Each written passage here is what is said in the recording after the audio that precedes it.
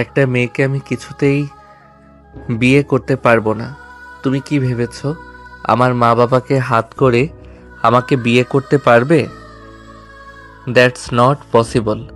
আমি তোমার মতো মেয়েদের সহ্য করতে পারি না, সেখানে সারা জীবন একসঙ্গে কোনোভাবেই কাটাতে পারবো না। পাত্রের এমন কথা শুনে সোহার কিছুটা হলেও অপমান বোধ হলো। তবে সোহা শত চেষ্টা করেও বুঝতে পারল না তোমার মতো একটা মেয়েকে শান এই কথাটা কেন বলেছে। সোহার মনে প্রশ্নের দানা বইতে থাকে। সময় নষ্ট না করে সোহা ভ্রু কুঁচকে বলে ওঠে, আমার মতো মেয়ে মানে কি বোঝাতে চাইছেন আপনি? আমি কি এমন করেছি যে আপনি আমাকে সহ্যই করতে পারেন না? আর আমি আপনার বাবা মাকে হাত করতে যাব কেন? আরে কি সব বলছেন আপনি? সোহার কথা শুনে শান তাচ্ছিল্যের হাসি দিয়ে বলে, ও, কি করেছো, কেন করেছো সেটাও এখন বুঝতে পারছো না? আমার সামনে একদম নাটক করবে না। কি ভেবেছো এসব নাটক করবে আর আমি তোমাকে আবার সাধু ভেবে বিয়েতে রাজি হয়ে যাব? সেটা কখনোই হচ্ছে না।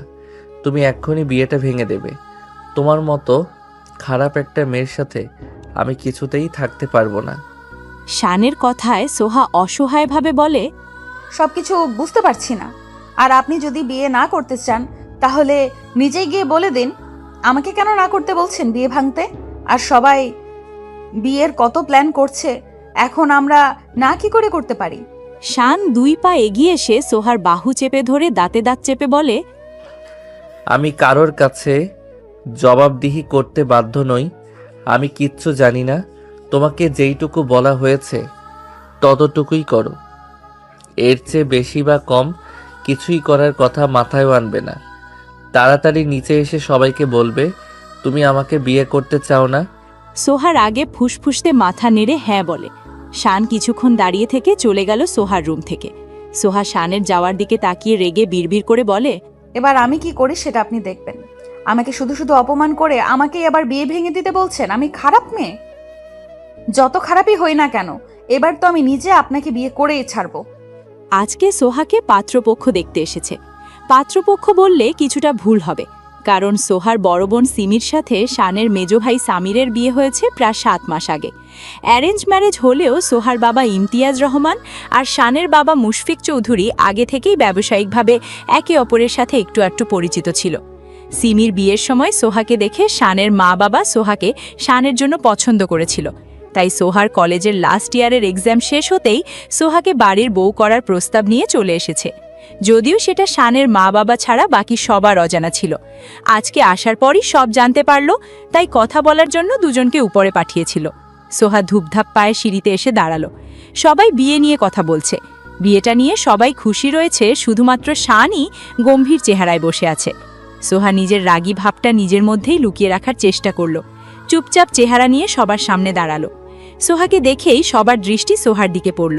সোহা মাথা নিচু করে দাঁড়িয়ে আছে। পাশে আধাত দূরের সোফায় শান তার মায়ের পাশে বসে আছে। সোহার এমন ভাবভঙ্গি দেখে সবাই চুপ করে গেল। শানের মা শাহানাজ বেগম উঠে আসলো। সোহার কাছে এসে জিজ্ঞেসু গলায় বলে, কি হয়েছে সোহা? তোমার কেমন লাগছে কেন? সব ঠিক আছে তো? শানও কিছু বলল না। তোমরা কি বিয়েতে রাজি না? শান অপেক্ষা করে আছে সোহা কখন বিয়ে না করার কথা বলবে।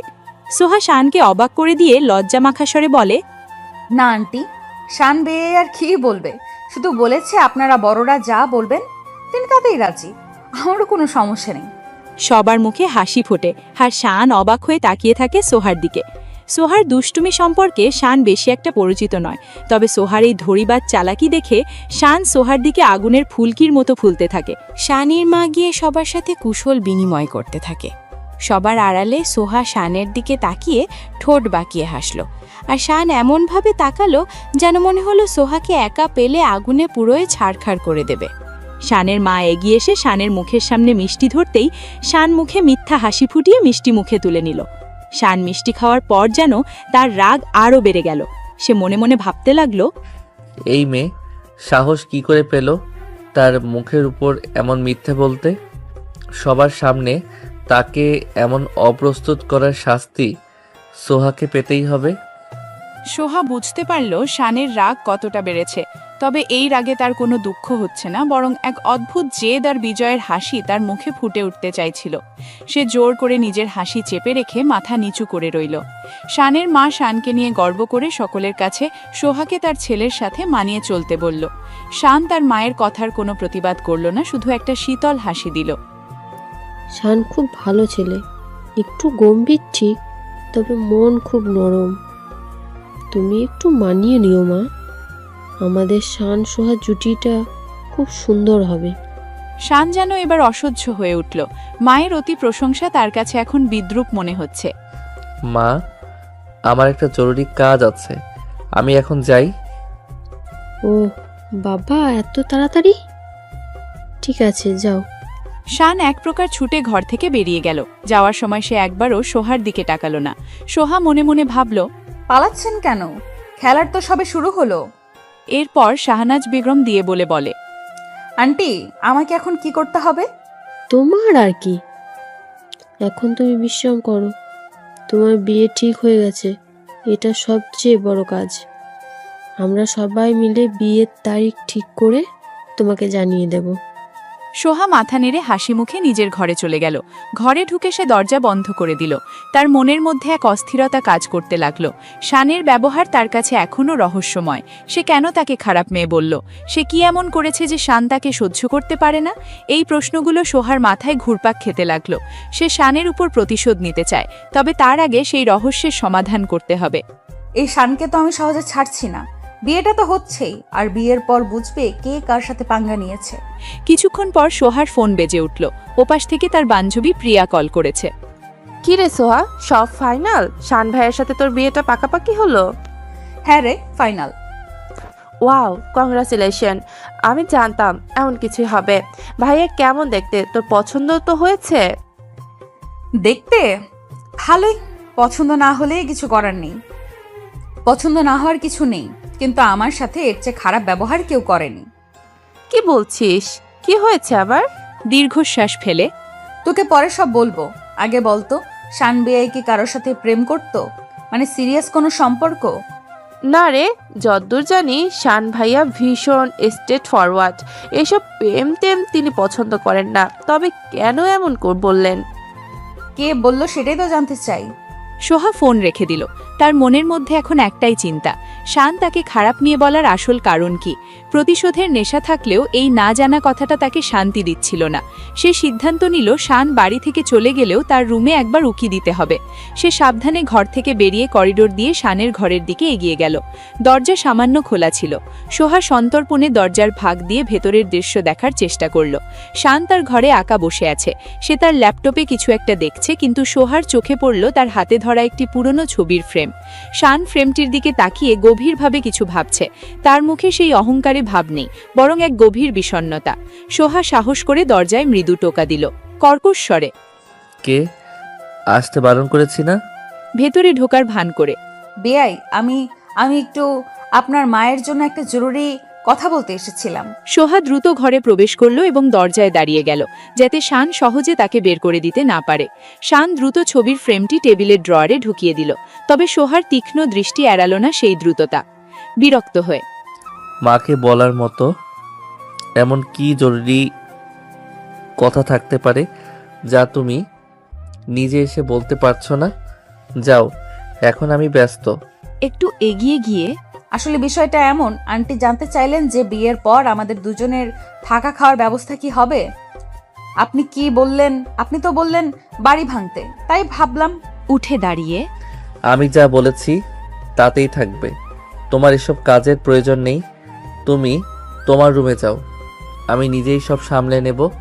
শান এবার সরাসরি সোহার চোখে চোখ রাখল। তার চোখে রাগ, ঘৃণা এবং কিছু একটা লুকোনোর চেষ্টা স্পষ্ট। সোহা এবার তার আসল চাল চালল। সে নিজেকে অসহায় সাজিয়ে চোখে জল আনার ভান করল। আপনি কেন এমন করছেন বেআই? আমি কি সত্যিই আপনার কাছে এতটাই খারাপ? আমি আপনার বাবা মার সামনে মিথ্যা বলতে বাধ্য হয়েছিলাম কারণ আপনি আমাকে ভয় দেখিয়েছেন। আমি বুঝতে পারছি না আমার কোন কথায় আপনার এত রাগ। শান সোহার এই হঠাৎ দুর্বলতা দেখে কিছুটা হলেও অপ্রস্তুত হয়ে গেল। সে তো ভেবেছিল সোহা তার সাথে লড়বে, কিন্তু এই কান্নাকাটির ভান তার পরিকল্পনা নষ্ট করে দিচ্ছে। কিছুটা নরম হয়ে, কিন্তু দৃঢ়তা বজায় রেখে, নাটক বন্ধ করো সোহা। আমি স্পষ্ট বলে দিয়েছি আমি তোমাকে সহ্য করতে পারি না। এর বেশি কিছু জানার দরকার নেই তোমার। ভেজা গলায়, যদি আমি সত্যি সত্যি আপনার বাবা মার সামনে বলি যে আমি আপনাকে বিয়ে করতে চাই না, তাহলে তো সব সমস্যা মিটে যাবে, তাই না? আমি তো সেটাই করতে চেয়েছিলাম, কিন্তু আপনিই তো মানা করলেন। আপনিই তো বললেন তাড়াতাড়ি সবাইকে বলো আমি বিয়ে করতে চাই না। শান যেন নিজের ফাঁদে নিজেই পড়ে গেল। সে ভুলে গিয়েছিল যে সে সোহাকে সরাসরি এই নির্দেশ দিয়েছিল। তার মুখ বিবর্ণ হয়ে গেল। আমি বলেছিলাম ভুল করে। তুমি এখন যাও। সোহা বুঝল শানের দুর্বলতা এখন তার হাতে। সে মুহূর্তের জন্য হাসতে গিয়েও নিজেকে সামলে নিল এবং গম্ভীর মুখে মাথা নেড়ে ঘর থেকে বেরিয়ে এলো। সোহা ঘর থেকে বেরিয়ে আসার পর শান দ্রুত দরজা বন্ধ করে দিল। তার মাথায় এখন দুটো চিন্তা। এক, সোহা সত্যি সত্যি তার দুর্বলতার সুযোগ নেবে কিনা, আর দুই, সে কিভাবে এই বিয়েটা ভেঙে দেবে। ঠিক সেই মুহূর্তে নিচের হলরুমে বিয়ের প্রাথমিক কথাবার্তা শুরু হলো। সোহার বাবা ইমতিয়াজ রহমান এবং শানের বাবা মুশফিক চৌধুরী আলাপচারিতার মগ্ন। মুশফিক সাহেব, আমাদের সম্পর্কটা শুধু ব্যবসাতে সীমাবদ্ধ ছিল। এখন সিমি আর স্বামীর বিয়েতে আত্মীয়তার বাঁধনে বাধা পড়ল। এখন আবার শান আর সোয়ার বিয়ে। আমার তো মনে হচ্ছে আমরা যেই একই পরিবারের মানুষ হয়ে গেলাম। নিশ্চয় ইমতিয়াজ, এটাই তো চাই। সিমি আমাদের ঘরের লক্ষ্মী, আর সোহা শাহনাজ ওকে দেখে শানের জন্য পছন্দ করে রেখেছিল। এ বয়সে এসে আর দেরি করতে মন চাইছে না। আপনি বলুন, সামনের মাসের ভালো কোনো তারিখ দেখে কি আমরা শুভ কাজটা সেরে ফেলতে পারি? খানিকটা চিন্তা করে, আমার কোনো আপত্তি নেই, তবে সোয়ার বয়স শানের চেয়ে সামান্য বেশি। এ নিয়ে হয়তো কিছু কথা উঠতে পারে। হাত নেড়ে, ও, সামান্য ক মাসের বড় ছোট ওইসব আজকাল আর কেউ দেখে না ইমতিয়াজ। শাহান আর সোহার মধ্যে যদি বোঝাপড়া থাকে তাহলে আর কিসের চিন্তা। আর দেখুন, শাহান তো আপনার মেয়েকে দেখেই রাজি হয়েছে। এই সময় সিমির প্রবেশ হলো। সে সবাইকে মিষ্টি আর শরবত পরিবেশন করতে করতে কথা বলতে লাগলো। বাবা, মুশফিক আঙ্কেল, আপনারা এত চিন্তা করছেন কেন?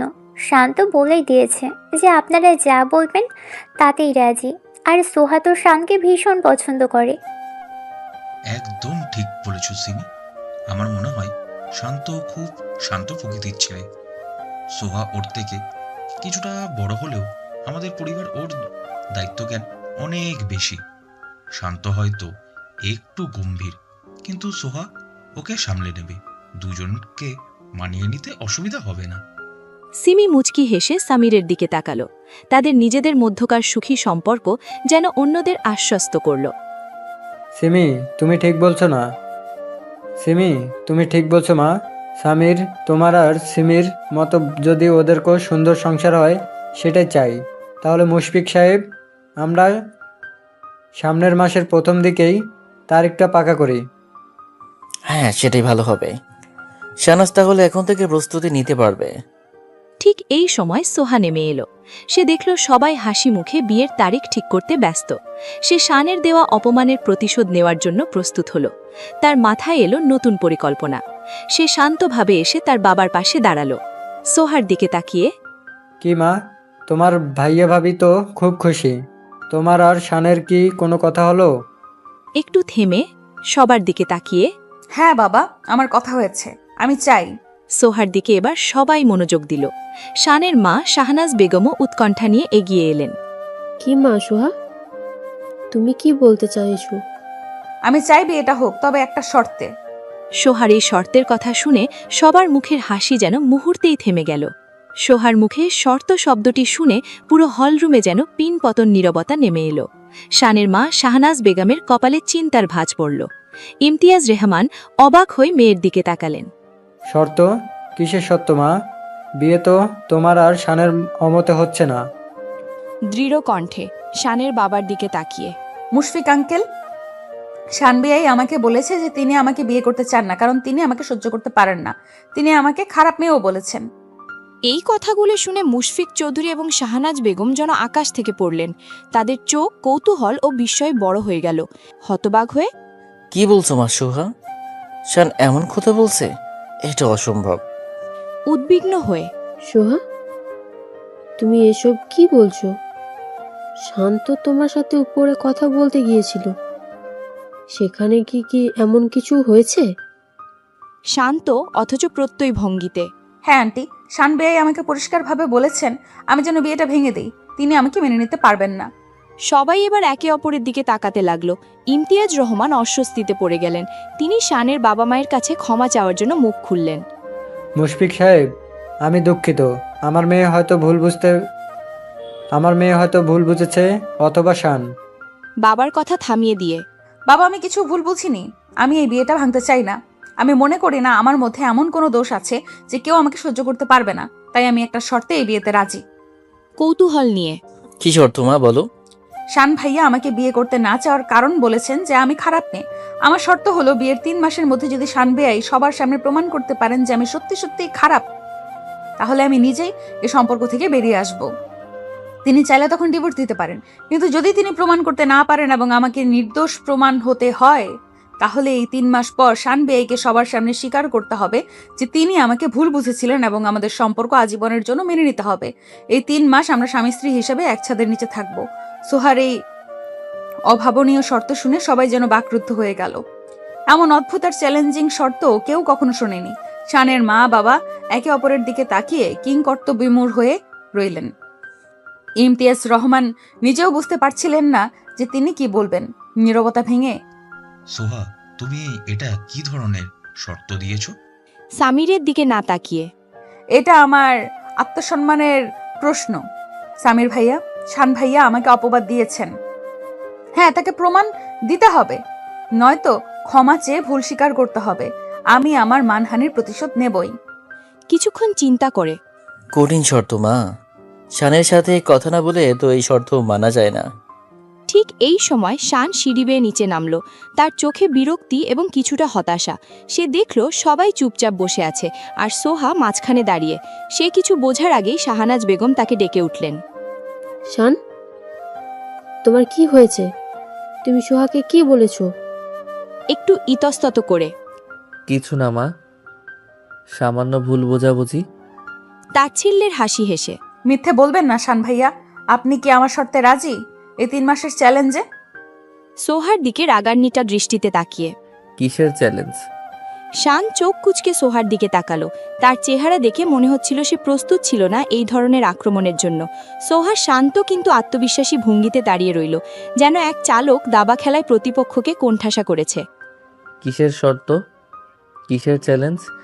স্পষ্ট করে বলো সোহা। মুশফিক চৌধুরীর দিকে তাকিয়ে। আঙ্কেল, আপনি বলুন। শান শোনো, সোহা বলছে তুমি নাকি ওকে খারাপ মেয়ে বলছো, এবং এই বিয়েতে তুমি রাজি নও।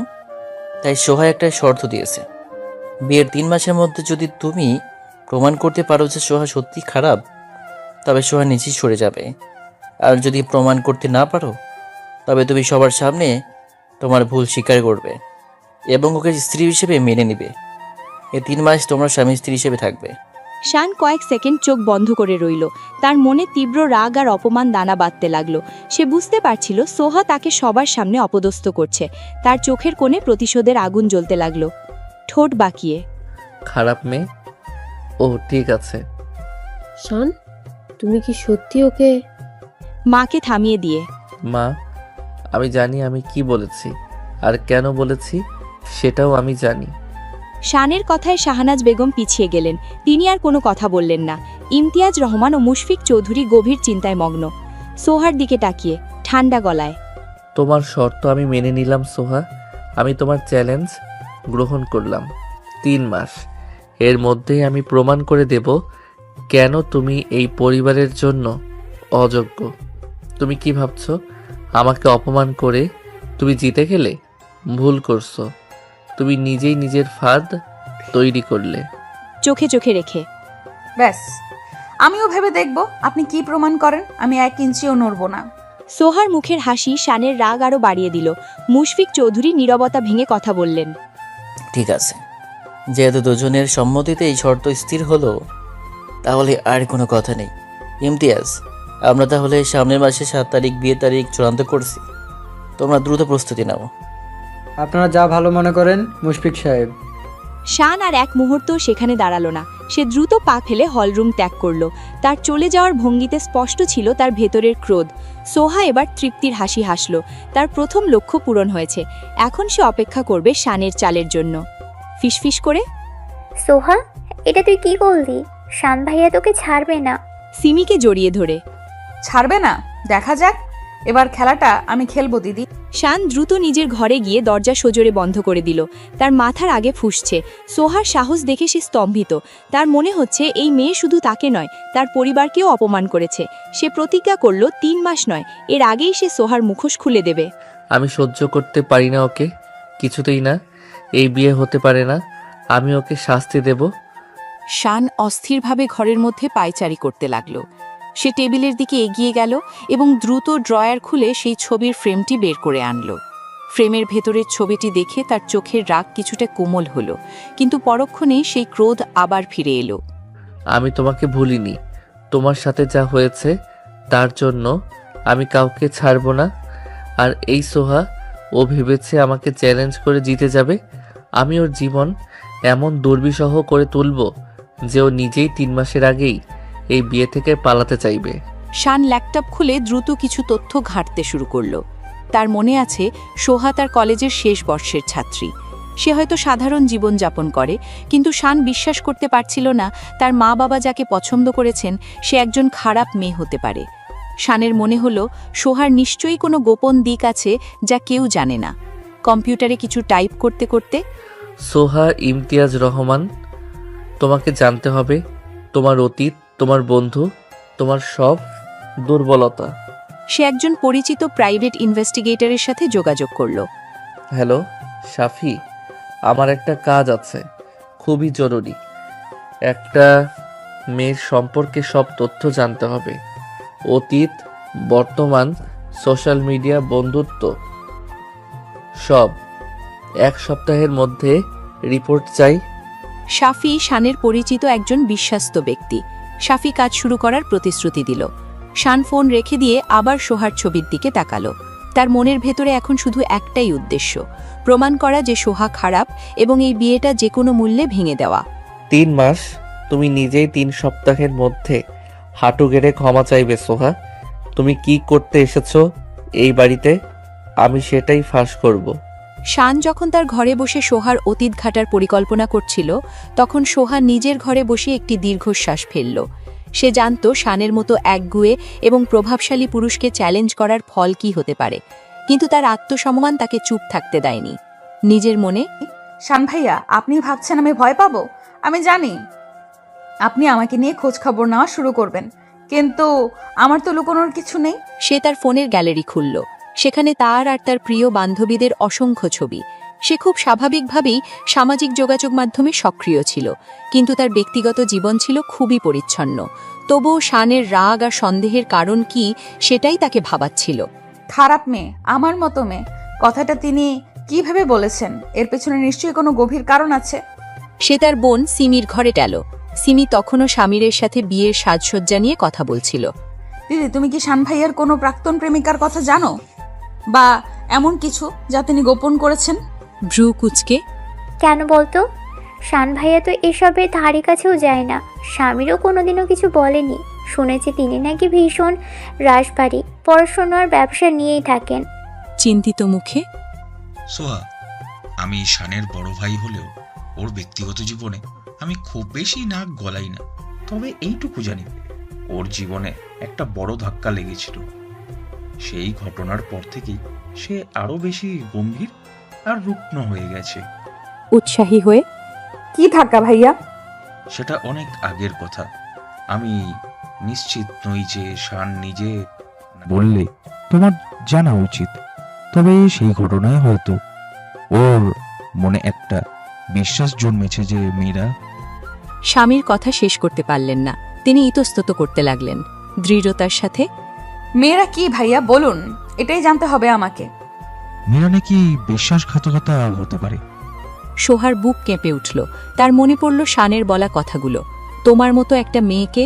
তার মানে শান ভাইয়া কোনো মেয়ের দ্বারা প্রতারিত হয়েছিলেন? হয়তো এই বিষয়ে ওর সাথে কথা বলার খুব কঠিন। তবে তুমি যখন চ্যালেঞ্জ নিয়ে ফেলেছো তখন সাবধানে থেকো। শান সহজে হার মানার পাত্র না। সোহা বুঝতে পারল শানের রাগ তার ব্যক্তিগত নয়, বরং তার অতীত অভিজ্ঞতার প্রতিফলন। কিন্তু সেও হার মানবে না। সে শপথ করল সে শুধু নিজেকে নির্দোষ প্রমাণ করবে না, শানের ভুল ধারণাকেও ভেঙে দেবে। সিমিকে জড়িয়ে ধরে, চিন্তা করো না দিদি, আমি জানি কি করতে হবে। আমি আমার মতো করে প্রস্তুতি নিচ্ছি। সোহা তার রুমে ফিরে এলো। তার ল্যাপটপে সে শান চৌধুরীর বিজনেস প্রোফাইল খুঁজতে শুরু করলো। যদি শান তার জীবনের দুর্বলতা খুঁজতে পারে, তবে সোহাও তার মনের দুর্বলতা খুঁজবে। প্রতিশোধের পাশাপাশি এখন তার উদ্দেশ্য আরও গভীর। সে চায় শান যেন তার অতীতের ভূত থেকে বেরিয়ে আসতে পারে। দেখতে দেখতে বিয়ের তারিখ ঘনিয়ে এলো। 7 দিন পর বিয়ে। এর মাঝে শান তার নিজস্ব উপায়ে সোহার সম্পর্কে যত তথ্য সম্ভব জোগাড় করেছে। তবে অবাক হওয়ার বিষয়, সোহার জীবনে বড় কোনো খুঁত সে খুঁজে পায়নি। সোহা একজন ভালো ছাত্রী, সমাজে তার সম্মান রয়েছে এবং তার বন্ধুরা সবাই তাকে ভালোবাসে। শান কেবল একটি জিনিসই পেয়েছে যা তার সন্দেহকে আরও উস্কে দিল: সোহার বাবার আর্থিক অবস্থা। বিয়ের মাত্র 3 দিন আগে উভয় পরিবারের মধ্যে আইবুড়ো ভাত বা প্রাক বিবাহের ভোজের আয়োজন করা হলো। এটি ছিল তাদের পারিবারিক ঐতিহ্য। দুই পরিবারের সবাই মিলে আনন্দ করার কথা, কিন্তু শান আর সোহার মধ্যে চাপা উত্তেজনা বিরাজ করছিল। মুশফিক সাহেব, আপনাদের এই আয়োজন দেখে মন ভরে গেল। সোয়া যেন আপনাদের ঘরে গিয়ে সুখে থাকে, এটাই আমার একমাত্র প্রার্থনা। ইমতিয়াজ, আপনি নিশ্চিত থাকুন, আমাদের পরিবারের ছোট বৌমা হিসেবে সে খুব ভালো থাকবে। শান একপাশে গম্ভীর মুখে দাঁড়িয়েছিল, হাতে ছিল পানীয়ের গ্লাস। সোহা তার দিকে তাকিয়ে একটি দীর্ঘশ্বাস ফেলল। সে বুঝতে পারল শানের চোখে এখনও সন্দেহের কালো মেঘ। সোহাকে দেখে, এই তো আমার লক্ষ্মী বৌমা। শান, তুমি এখানে একা দাঁড়িয়ে আছো কেন? যাও সোহার সাথে কথা বলো। এখন থেকে তোমাদের একসাথে থাকতে হবে। নিজেদের মধ্যে বোঝাপড়া তৈরি করো। শান বাধ্য হয়ে গ্লাসটি নামিয়ে সোহার দিকে এগিয়ে গেল। সোহা শান্তভাবে তার অপেক্ষা করছিল, ঠান্ডা ও মেপে মেপে। তোমার বাবা বেশ চিন্তিত মনে হচ্ছে। তুমি কি তোমার উদ্দেশ্য সিদ্ধির জন্য এমন কোনো কাজ করছো যা তার সম্মানের হানি করতে পারে? তাচ্ছিল্যের হাসি হেসে, আমার উদ্দেশ্য সিদ্ধি?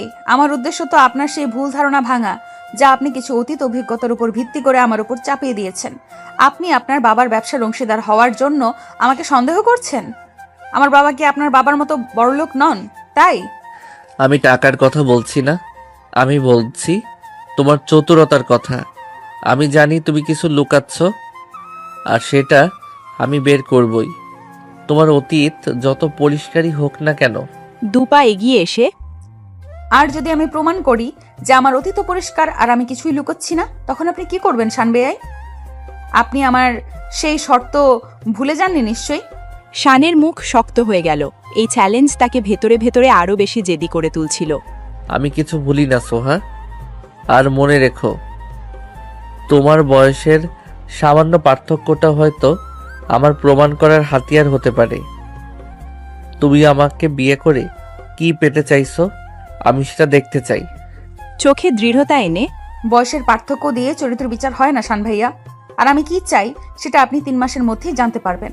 তবে এইটুকু বলি, আমি আপনার মতো কাউকে পাওয়ার জন্য কোনো ছলনার আশ্রয় নেইনি। তাদের এই চাপা উত্তেজনাপূর্ণ কথা কাটাকাটি কেউ শুনতে পাচ্ছিল না। সিমি দূর থেকে তাদের দেখছিল আর মনে মনে ভাবছিল, এই দুজনের মধ্যে কি সত্যি বোঝাপড়া সম্ভব? সামিরের কাছে এসে, স্বামীর, দেখছো ওরা এখনো ঝগড়া করছে। সিমিকে আশ্বস্ত করে, চিন্তা করো না সিমি, শান যখন চ্যালেঞ্জটা মেনে নিয়েছে তখন কিছু একটা ঘটবেই। হয়তো এই চ্যালেঞ্জটাই ওদের দুজনকে কাছাকাছি আনবে। সোহা শানকে আর কথা বলার সুযোগ না দিয়ে একটি মিষ্টি হাসি দিয়ে দ্রুত সেখান থেকে চলে গেল। শান দাঁড়িয়ে রইল, তার চোখে জ্বলে উঠল প্রতিশোধের তীব্র আগুন। অবশেষে এলো সেই শুভ দিন। মুশফিক চৌধুরীর বিলাসবহুল বাড়িতে শান আর সোহার বিয়ের উৎসব। শান গম্ভীর মুখে শেরওয়ানি পরে বসে আছে। তার চোখে নেই কোনো আনন্দের ঝলক, শুধু এক কঠিন প্রতিজ্ঞা। অন্যদিকে লাল বেনারসি আর সোনার গয়নায় সোহাকে দেখাচ্ছে অপরূপা, কিন্তু তার চোখ দুটি ছিল শান্ত, যেন সে জানে সামনের পথটা কত বন্ধুর হতে চলেছে। ধর্মীয় রীতিনীতি মেনে তাদের বিয়ে সম্পন্ন হলো। দুই পরিবারের মুখে হাসি, কিন্তু শান আর সোহার মধ্যেকার শীতল দূরত্ব কেউ এড়িয়ে যেতে পারছিল না। সবাই বুঝতে পারছিল এটা কেবল একটি বিয়ের বন্ধন নয়, বরং একটি শর্তের চুক্তি। রাত গভীর হল। সোহা নতুন বউ সেজে শানের ঘরে অপেক্ষা করছে। ঘরে প্রবেশ করল শান। দরজা বন্ধ করে সে সোজা হেঁটে গেল ঘরের আরেক পাশে রাখা সোফার দিকে। সে একবারও সোহার দিকে তাকালো না। কর্কশ স্বরে, তুমি নিশ্চয়ই আশা করছো না যে আমি তোমার পাশে গিয়ে বসবো?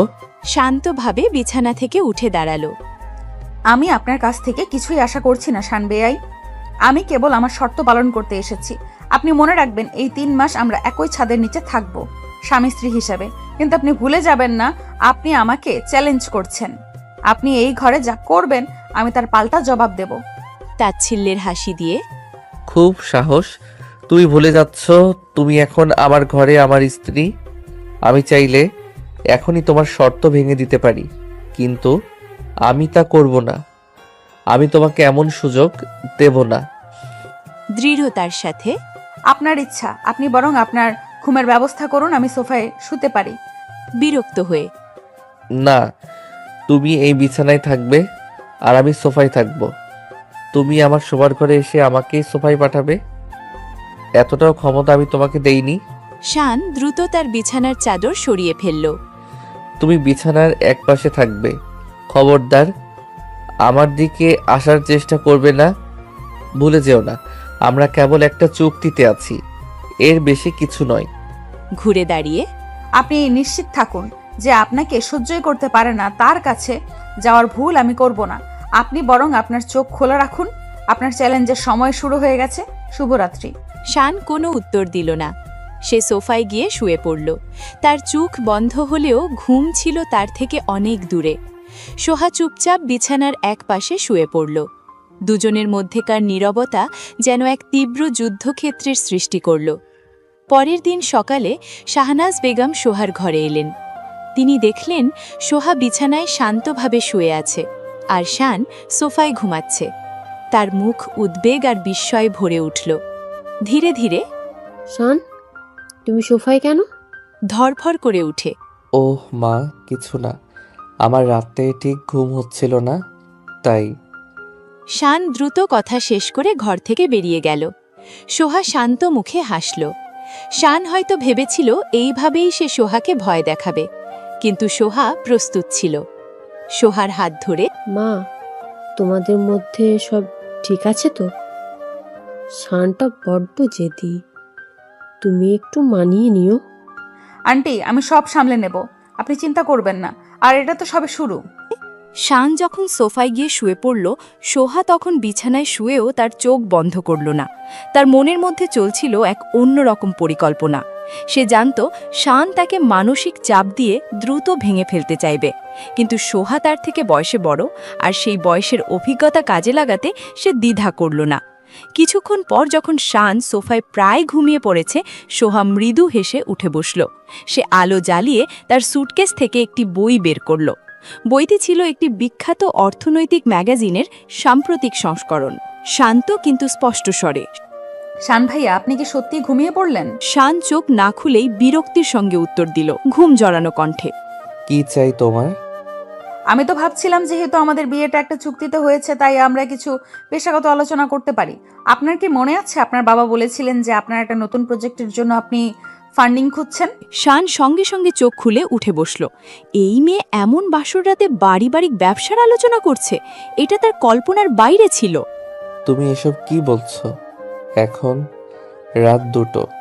আমি তো কলেজ শেষ করেছি মাত্র, আর আপনি তো সফল একজন ব্যবসায়ী। আপনার কাছে সময় মানেই টাকা, তাই ভাবলাম সময়ের সদ্ব্যবহার করি। আপনি এই ম্যাগাজিনটা দেখুন, এখানে আপনার প্রজেক্টের মতো একটি নতুন ধারার উপর বিশদ আলোচনা করা হয়েছে। সোহা বইটি ছুঁড়ে দিল শানের দিকে। শান অবাক চোখে বইটি ধরল। তুমি আমাকে এই মুহূর্তে ব্যবসার টিপস দিচ্ছ? ঠোঁটে হাসি এনে, কেন নয়? ভুলে যাবেন না, আমি আপনার থেকে সামান্য হলেও বড়। আমার অভিজ্ঞতা আপনার তারুণ্যের সাথে যুক্ত হলে হয়তো আপনার ব্যবসা আরও দ্রুত সফল হতে পারে। একজন ভালো স্ত্রীর দায়িত্ব শুধু ঘর সামলানো নয়, স্বামীর কাজে সাহায্য করাও। এই 3 মাস আমি দেখাবো আমি আপনার জন্য কতটা উপযুক্ত, আপনিও প্রমাণ করার সুযোগ পাবেন। শান এবার সত্যি অস্বস্তিতে পড়ল। তার রাগ যেন এখন শ্রদ্ধার এক মিশ্র অনুভূতিতে পরিণত হলো। এই মেয়ে তার প্রত্যাশার চেয়ে অনেক বেশি পরিণত। তোমার এসব সিনিয়রগিরি আমার কাছে চলবে না সোহা। আমি নিজে আমার প্রজেক্ট সামলাতে পারি। সে তো ভালো কথা, কিন্তু নতুন কিছু জানলে তো ক্ষতি নেই। আমি কাল সকালে আলোচনা করতে চাই। এখন আপনি ম্যাগাজিনটি পড়ুন। আর হ্যাঁ, সোফায় এভাবে শুয়ে থাকার চেয়ে বিছানায় এলে আপনি আরো ভালোভাবে মনোযোগ দিতে পারবেন। কিন্তু মনে রাখবেন, আপনি থাকবেন আপনার দিকে, আমি আমার দিকে। সোহা হাসি মুখে আবার চোখ বন্ধ করল। শান ম্যাগাজিনটি হাতে নিয়ে কিছুক্ষণ সোফার দিকে তাকিয়ে রইল। তার মাথা কাজ করা বন্ধ করে দিয়েছিল। রাগের পরিবর্তে তার মনে সৃষ্টি হচ্ছিল এক নতুন কৌতূহল। সে আর কিছু না বলে অনিচ্ছা সত্ত্বেও উঠে বিছানার অন্য পাশে শুয়ে পড়ল। তার হাতে তখনও সেই ম্যাগাজিন, নিচু স্বরে। অদ্ভুত মেয়ে। বাসর রাত কাটল কোনো শারীরিক নৈকট্য ছাড়াই, কিন্তু এক নীরব মানসিক দ্বন্দ্বে। শান বুঝতে পারছিল সোহা কেবল নিজেকে নির্দোষ প্রমাণ করতে আসেনি, সেই তাকে চ্যালেঞ্জ জানাতে এসেছে একজন সঙ্গী হিসেবে। পরের দিন সকালে শাহনাজ বেগম যখন সোহার ঘরে এসে শানকে সোফায় ঘুমাতে বেঁকে গেলেন, তার মনে সন্দেহ আরও ঘনীভূত হল। কিন্তু সোহা এমনভাবে নিজেকে সামলে নিল যে শানের মা আর কোনো প্রশ্ন করতে পারলেন না। শান দ্রুত ঘর থেকে বেরিয়ে গেল। তার মন ব্যবসায়িক ম্যাগাজিনের পাতা আর সোহার অদ্ভুত আচরণে ভারাক্রান্ত। সকালের নাস্তার টেবিলে পুরো পরিবার উপস্থিত। সিমি আর স্বামীর একে অপরের দিকে তাকিয়ে মৃদু হাসছিল। শাহনাজ বেগম সোহার দিকে বিশেষ নজর দিচ্ছিলেন। সোহামা, তোমার রাতে ঘুম ভালো হয়েছে তো? বাসর রাত বলে কথা। লজ্জা মেশানো হাসির ভান করে, যা শানকে আরও বিরক্ত করল। হ্যাঁ আন্টি, খুব ভালো। শান ভাইয়ার একটা জরুরি প্রজেক্ট নিয়ে একটু আলোচনা হচ্ছিল, তাই দেরি হয়ে গেল। শান ভাইয়া কাজের প্রতি এতই মনোযোগী যে রাতেও তার কাজ ছাড়া আর কিছুই ভালো লাগে না। সোহার এই কথায় শাহনাজ বেগম খুশি হলেন। শান তার দিকে তাকিয়ে ক্রোধে ফেটে পড়তে চাইছিল, কারণ সে জানত সোহা মিথ্যে বলছে, কিন্তু সবার সামনে সে কিছু বলতে পারল না। হাসি মুখে, বাহ, শুনে খুব ভালো লাগলো। সোহা, তুমিও এখন থেকে শানের কাজে সাহায্য করবে। শান, তুমি ভাগ্যবান। কঠিন মুখে, হ্যাঁ বাবা। সোহা এরপর অন্য একটি চালে নামল। সে শানের বাবার দিকে তাকালো। আঙ্কেল, আমি কাল রাতে একটা ম্যাগাজিনে দেখলাম আপনার সেই নতুন প্রজেক্টের অর্থায়ন নিয়ে কিছু ঝুঁকি থাকতে পারে। শান ভাইয়া তো এখন খুব ব্যস্ত, তাই আমি ভাবছিলাম যদি আমি সামান্য কিছু রিসার্চ করে আপনাকে সাহায্য করতে পারি। আমি তো এইমাত্র কলেজ শেষ করলাম। তুমি সব কি বলছো মা? তুমি তো এসবের মধ্যে না জড়ালেও পারতে। বিনয়ী স্বরে, না আঙ্কেল, আমার তো এখন পড়াশোনা শেষ। আমি আপনার পরিবারেরই সদস্য। তাছাড়া আমি তো শান ভাইয়ার থেকে সামান্য বড়। আমার মনে হয় দুজনের চিন্তা একসাথে হলে ভালো হবে। শান এবার আর স্থির থাকতে পারল না। তার মনে হচ্ছিল সোহা ইচ্ছাকৃতভাবে তার বড় হওয়ার বিষয়টি সকলের সামনে তুলে ধরে তাকে আরও ছোট করছে। একটু উঁচু গলায়, সোহা, তোমার এসব চিন্তার কোনো প্রয়োজন নেই। আমার কাজ আমি নিজেই সামলাতে পারি। শান্ত কিন্তু দৃঢ় চোখে শানের দিকে তাকিয়ে, আমি জানি শান ভাইয়া আপনি খুব দক্ষ, কিন্তু পরিবারের ভালো চাইলে সবাই মিলে কাজ করা উচিত, তাই না আন্টি? মুচকি হেসে, একদম ঠিক বলেছ মা। শান, তুমি কেন ওকে বারণ করছো? ওকে সুযোগ দাও। সহাস্যে, শান, মনে হচ্ছে আমাদের নতুন বড় বৌমা তোমার থেকে বেশি দায়িত্বশীল। ওর কথা শোনো। সবার সমর্থন পেয়ে শান আরও বেশি অপমানিত বোধ করল। সে বুঝতে পারল সোহা শুধু ঘরে নয়, গোটা পরিবারেই নিজের অবস্থান মজবুত করছে।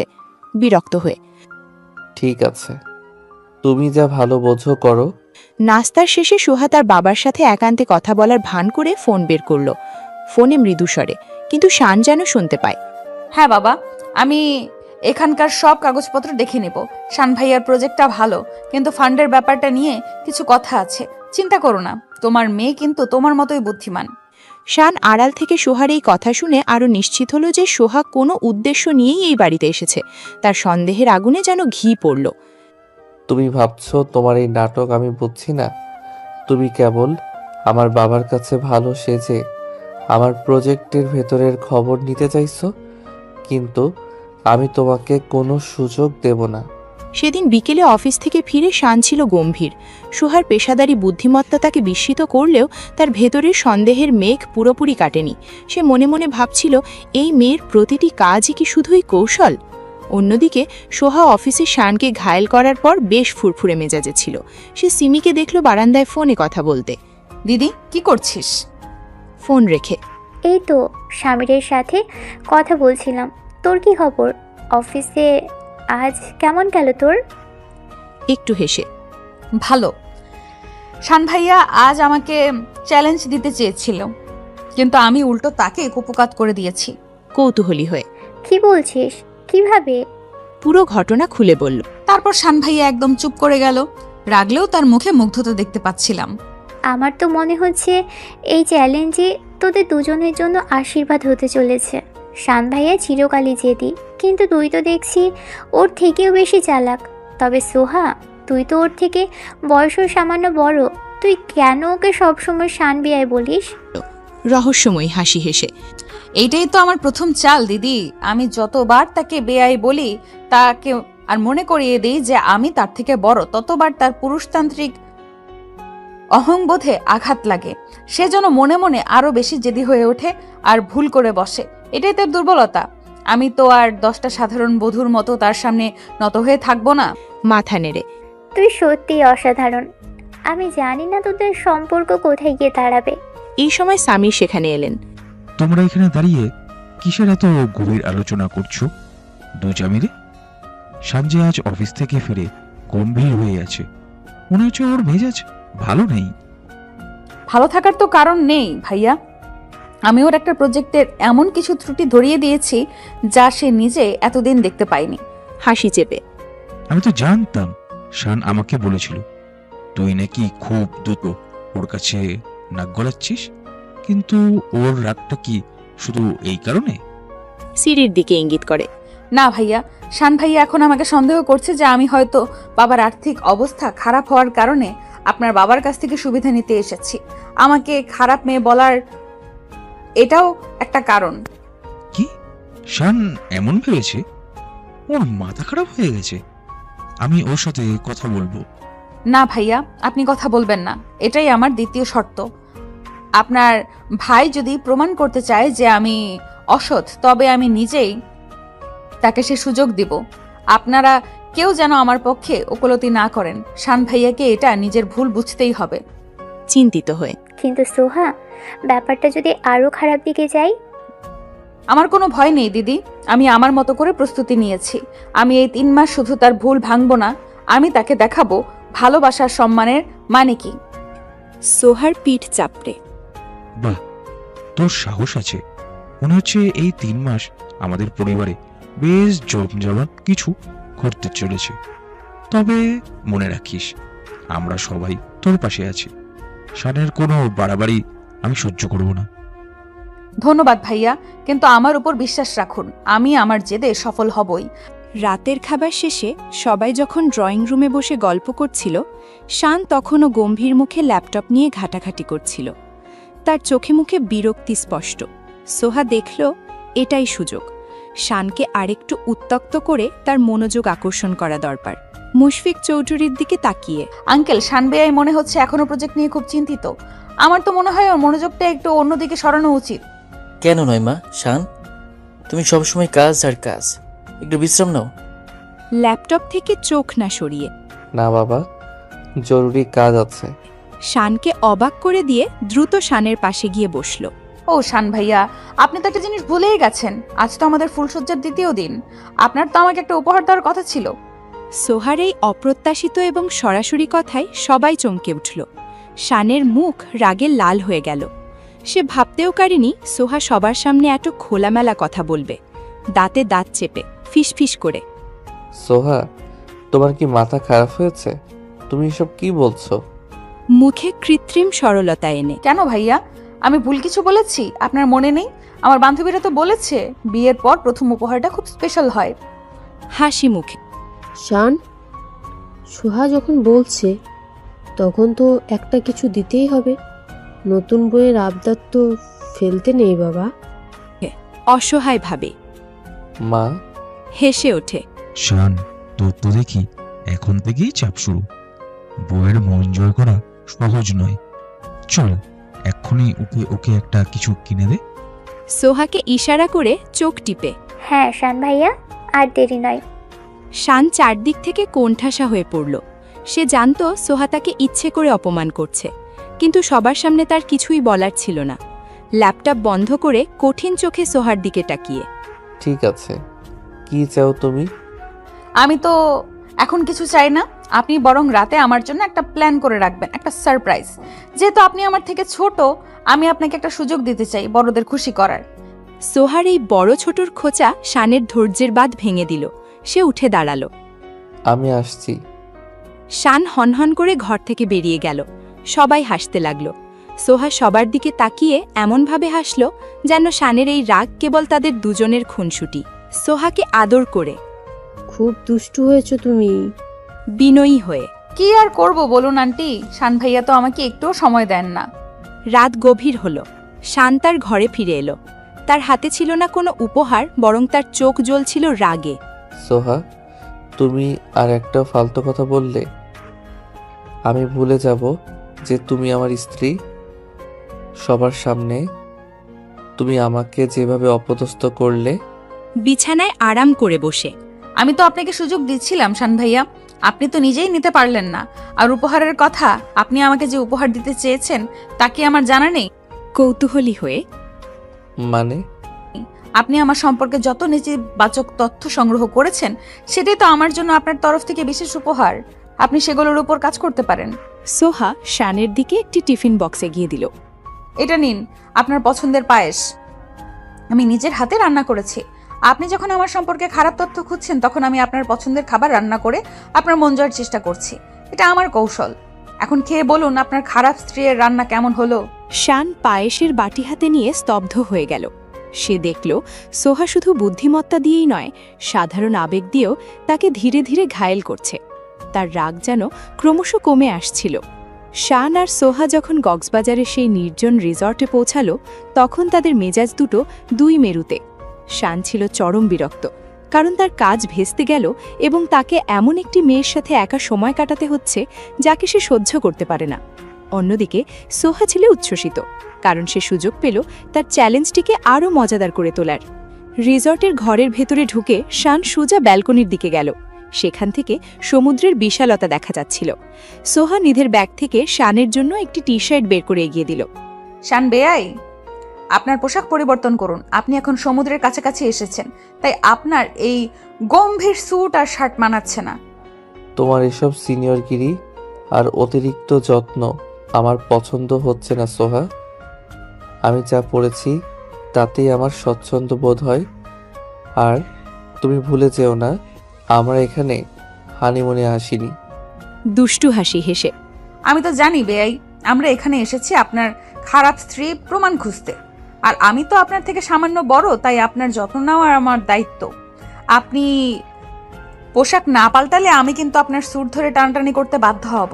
তখন কিন্তু রিসর্টের লোকজন কি ভাববে? শান চোখ রাঙিয়ে সোহার দিকে তাকালো। তার রাগ হলো, কিন্তু সোহা যেভাবে তার বয়সের খোঁচা দিচ্ছে আর সবার সামনে অপস্থিত হওয়ার ভয় দেখাচ্ছে, তাতে সে আর কিছু বলতে পারল না। ঠিক আছে, নাটক বন্ধ করো। শান টি শার্টটা প্রায় কেড়ে নিয়ে ওয়াশরুমে চলে গেল। সোহা হাসতে হাসতে নিজের ব্যাগ গোছাতে লাগলো। তার হাতে ছিল দুটি আইসক্রিমের কোণ। শান যখন টি শার্ট পরে বের হলো, তখন সোহা তাকে একটি আইসক্রিম এগিয়ে দিল।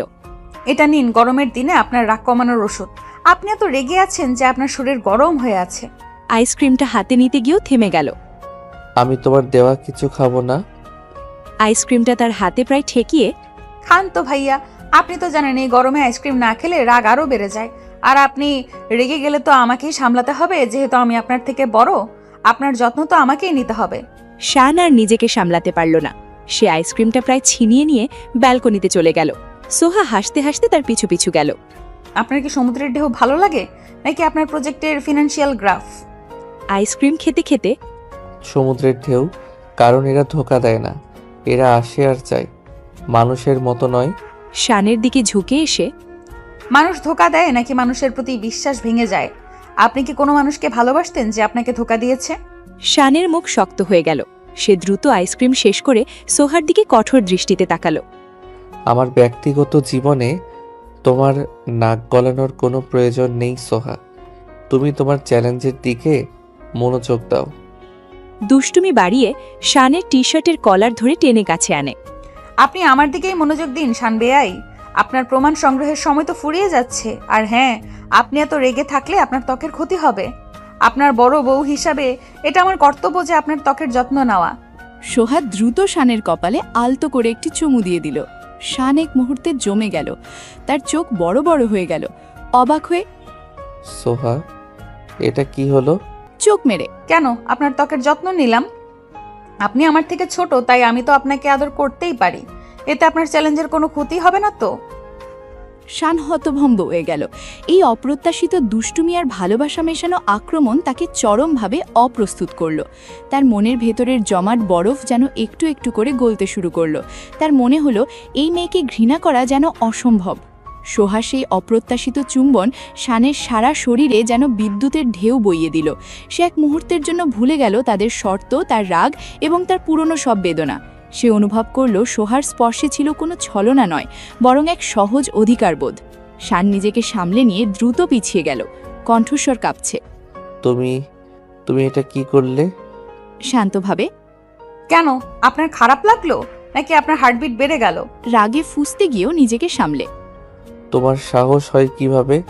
তুমি ভুলে যাচ্ছ আমি তোমাকে পছন্দ করি না। দৃঢ়তার সাথে। আমি কিছু ভুলিনি শান বেয়াই, কিন্তু আমি এটাও ভুলিনি যে আমি আপনার স্ত্রী, আর আমার অধিকার আছে আমার স্বামীকে ভালোবাসার। আপনি আমাকে খারাপ মেয়ে প্রমাণ করতে পারেন, কিন্তু আমি প্রমাণ করব আমি আপনাকে কতটা ভালোবাসি। এই হানিমুনে আমি দেখাবো ভালোবাসা কতটা গভীর।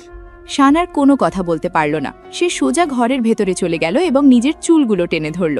তার মাথায় যেন সবকিছু এলোমেলো হয়ে গেল। এ কি হচ্ছে আমার সাথে?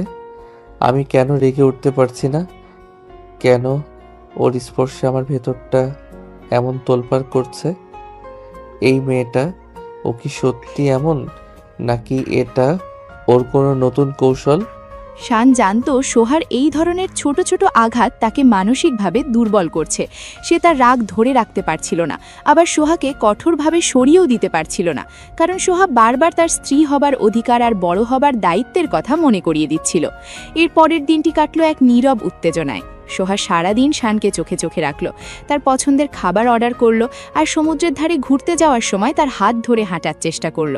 শান যতবারই হাত ছাড়াতে চাইল, সোহা ততবারই মিষ্টি হেসে বলল, শান বেয়াই, ঢেউ এলে কিন্তু পড়ে যাবেন। আমি তো আপনার থেকে বড়, আপনার খেয়াল তো আমাকেই রাখতে হবে। একদিন বিকেলে তারা দুজনে সমুদ্রের পাড়ে চুপচাপ বসেছিল। সূর্যাস্তের লাল আভা তাদের দুজনের মুখে এসে পড়ল। এই নীরবতা শানকে আরও বেশি অস্বস্তিতে ফেলে দিল। সোহা, তোর উদ্দেশ্য কি আমাকে এভাবে বিরক্ত করার? তুমি কি চাও আমার থেকে? গভীর দৃষ্টিতে শানের দিকে তাকিয়ে। আমি তো আপনাকে আগেই বলেছি শান বেয়াই, আমি চাই আপনার ভুল ধারণা ভেঙে যাক। আপনি আমাকে খারাপ মনে করেন, কিন্তু আমি দেখতে চাই আপনার ভালোবাসার জায়গাটা এখনো খালি আছে কিনা। সোহা ধীরে ধীরে শানের হাত ধরল। এবার শান হাত সরালো না। তার মনে হলো এই স্পর্শটা সে এতক্ষণ ধরে চাইছিল। আপনি জানেন শান ভাইয়া, আমি আপনার চেয়ে বয়সে সামান্য বড়, তাই হয়তো আমার অনুভূতিগুলো একটু বেশি পরিণত। আমি আপনাকে সম্মান করি, আর আমি দেখতে পাচ্ছি আপনার জেদের আড়ালে একজন ভালো মানুষ লুকিয়ে আছে। আমি সেই মানুষটাকে ভালোবাসতে চাই। শানের সোহার এই অকপট স্বীকারোক্তি শুনে চমকে গেল। তার মনের সব প্রতিরোধ যেন মুহূর্তের মধ্যে ভেঙে গেল। তার চোখের সামনে ভেসে উঠল সেই পুরনো ছবি, সেই পুরনো আঘাত। কিন্তু এই মুহূর্তে সোহার সততা তাকে অন্যরকম এক শান্তি দিচ্ছিল। খুব নিচু স্বরে সোহা কোনো কথা না বলে শানের হাতটা নিজের গালে চেপে ধরল। সেই মুহূর্তেই শান বুঝতে পারল এই হানিমুন কোনো কৌশল নয়, এটা তার জীবনের এক নতুন শুরু। তার জেদ, তার শর্ত, সবকিছু যাকে ভালোবাসার ঢেউয়ের সামনে ফিকে হয়ে গেল। নিজের ভেতরের প্রতিরোধ ভেঙে গভীর আবেগ নিয়ে, আমি তোমাকে ভুল বুঝেছিলাম সোহা। শানের এই স্বীকারোক্তি শুনে সোহার চোখে আনন্দের জল এলো। সে জানত তার চ্যালেঞ্জ সফল হয়েছে। সেদিন রাতের রিসর্টের ঘরটি আর 10টা সাধারণ ঘরের মতো ছিল না। সেটা ছিল তাদের সত্যিকারের বাসর রাত, যেখানে কোনো শর্ত ছিল না, ছিল শুধু ভালোবাসা আর বিশ্বাসের নতুন শুরু। সমুদ্রের গর্জন ছাড়া বাইরের কোনো শব্দ ছিল না। শান আর সোহা দুজনেই ঘরের ভেতরে ছিল। কিন্তু আগের মতো কোনো দূরত্ব ছিল না। সোহার হাত ধরে, সোহা, আমি তোমাকে অনেক অন্যায় কথা বলেছি, খারাপ মেয়ে। তোমার মতো মেয়ে এই কথাগুলো আমার মুখে আসা উচিত হয়নি। কিন্তু তুমি জানো না কেন আমার মনে এই বিশ্বাস জন্ম নিয়েছিল। আমি জানি শান ভাইয়া, সামির ভাইয়া বলেছিলেন আপনার জীবনে একটা বড় আঘাত আছে। আপনি আমাকে বলুন, আমি আপনার স্ত্রী, আপনার ভালো বন্ধুও হতে চাই। শান চোখ বন্ধ করে একটি দীর্ঘশ্বাস ছাড়ল। তার ভেতরের সব কষ্ট যেন বাঁধ ভেঙে বেরিয়ে আসতে চাইছিল। জানো, আমার জীবনে একজন ছিল, আমি তাকে অন্ধের মতো বিশ্বাস করতাম আর খুব ভালোবাসতাম। আমাদের বিয়ের কথা চলছিল, কিন্তু বিয়ের ঠিক কিছুদিন আগে আমি জানতে পারি সে আমাদের কোম্পানিরই একজন প্রতিদ্বন্দ্বীর সাথে হাত মিলিয়েছিল। সে কেবল আমার সম্পদ আর গোপন তথ্য চুরি করার জন্য আমার জীবনে এসেছিল। সে আমার বিশ্বাস ভেঙে দিয়েছিল সোহা, একেবারে ভেঙে দিয়েছিল। শানের হাত চেপে ধরে, ও শান বেয়াই, আমি দুঃখিত। সেই আঘাতের পর থেকেই আমি প্রতিজ্ঞা করেছিলাম আমি আর কোনো মেয়েকে বিশ্বাস করব না। আমি ভাবতাম তোমরা সবাই একই রকম। যখন মা বাবা তোমাকে পছন্দ করলো, আমি ভাবলাম তুমিও হয়তো তোমার বাবার ব্যবসার উন্নতির জন্য বা অন্য কোনো অসৎ উদ্দেশ্য নিয়ে আমাদের পরিবারে আসতে চাইছো। তাই তোমাকে দেখে আমার মনে ঘৃণা জন্মেছিল। আলতো করে শানের কপালে চুমু খেয়ে, কিন্তু আমি তো তোমার থেকে বড় শান বেয়াই। আমার অভিজ্ঞতা হয়তো আরো বেশি, আমি জানি সবাই একরকম হয় না। আর আমার বাবার ব্যবসার কথা আমি তো কালকেই আপনাকে বললাম। আমি আপনার কোনো দুর্বলতার সুযোগ নিতে আসিনি, আমি এসেছি আপনাকে ভালোবাসতে, আপনার সেই পুরনো কষ্ট ভুলিয়ে দিতে। শান এবার সোহার চোখে দেখল এক গভীর আবেগ। সে বুঝতে পারল সোহা শুধু তার বুদ্ধিমত্তা দিয়েই নয়, তার হৃদয় দিয়েও জিতে নিয়েছে। সোহার কপালে মাথা ঠেকিয়ে, আমি নিজেকে তোমার কাছে সঁপে দিলাম সোহা। আমার সব রাগ, আমার সব অবিশ্বাস আজ থেকে শেষ। তুমি আমার স্ত্রী আর আমি তোমার কাছে ক্ষমা চাইছি। হাসি আর চোখের জল মিশিয়ে, ক্ষমা নয় শান ভাইয়া, ভালোবাসা দিন। আপনি আমাকে ভালোবাসেন, এটাই আমার কাছে যথেষ্ট। সেই রাতে রিসর্টের সেই ঘরটি তাদের দুজনের জন্য হয়ে উঠল এক প্রেমের মন্দির। তাদের বাসর রাত শুরু হলো একে অপরের প্রতি বিশ্বাস আর সম্মান দিয়ে। সোহা তার বয়সের পরিণত জ্ঞান দিয়ে শানের ভেতরের শিশুসুলভ জেদ আর কষ্টকে শান্ত করল। শানকে জড়িয়ে ধরে দুষ্টুমি মাখা স্বরে, আর শান বেয়াই, আমার শর্তটা কিন্তু পূরণ হলো। আপনি প্রমাণ করতে পারলেন না যে আমি খারাপ, বরং আপনি নিজেই স্বীকার করলেন যে আপনি ভুল ছিলেন। এখন কিন্তু আপনাকে আজীবন আমার কথা শুনতে হবে, কারণ আমি আপনার থেকে বড়। এবার হেসে উঠে সোহাকে আরও শক্ত করে জড়িয়ে ধরে, আমার বড় বউ, তোমার কথা আমি আজীবন শুনব।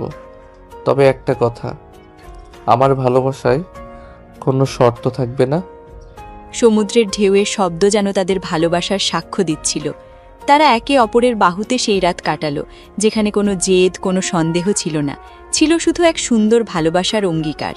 সারা রাত দুজনের মধ্যেকার দূরত্ব ঘুচে যাওয়ার পর ভোরের আলো যখন ঘরে প্রবেশ করল, সোহা দেখল শান তার বুকে মাথা রেখে শান্তিতে ঘুমোচ্ছে।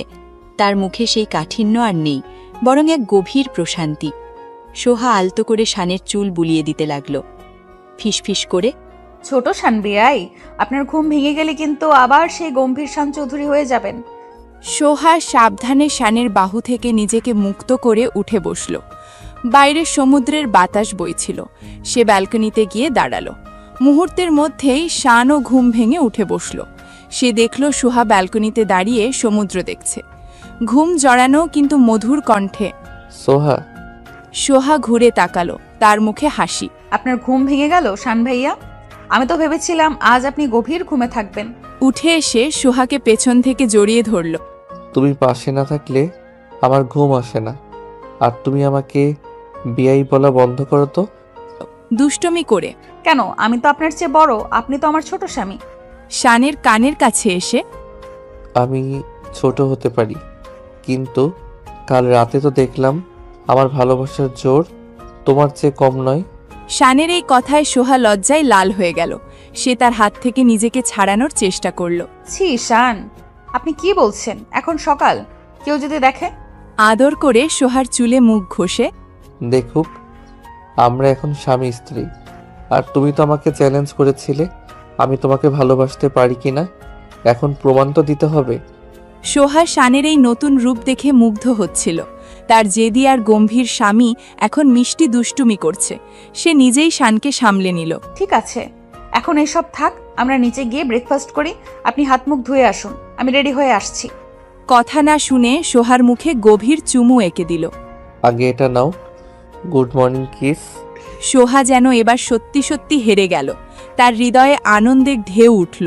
সে শানের সেই চুমুর প্রতিদান দিল। এরপর তারা দুজনে একসঙ্গে হাসি মুখে ব্রেকফাস্ট